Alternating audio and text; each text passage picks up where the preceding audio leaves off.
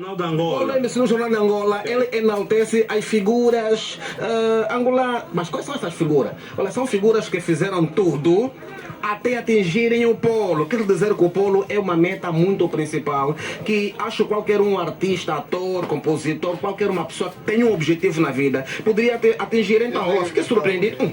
Polo MC.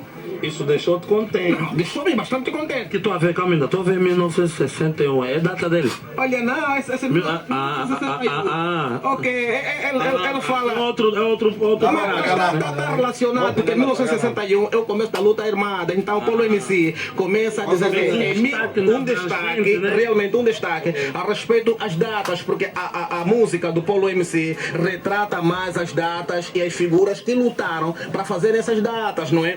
Como ele diz que em 1961 aconteceu, por exemplo, a Guerra de Libertação.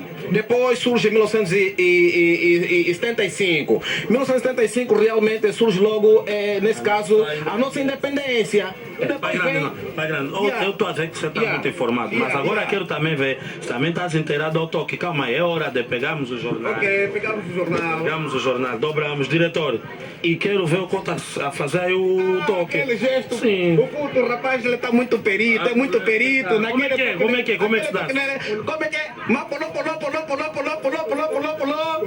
Mapolô, polô, polô, polô, polô, polô, polô, polô, polô. Mapoloman, mapoloman, mapoloman. Mapoloman, mapoloman, mapoloman.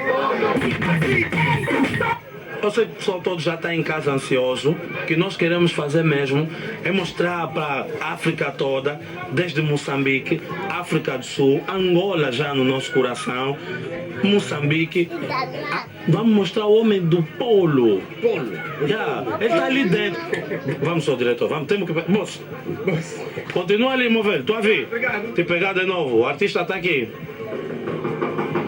Tem que bater, o artista é fino, aqui dentro. E tá a cantar que zomba. Mamã, vem. Chefe, como é que é? Tá calmo, moço. Tô nessa, pai grande. O ar do... Sim, senhora. Epa, vamos só bancar aqui, por causa da clareza, tá vendo? Polo MC, banca aqui.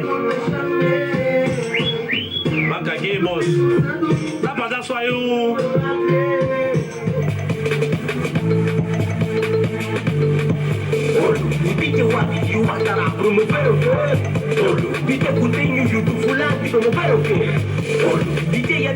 Mas o nome dele é artista.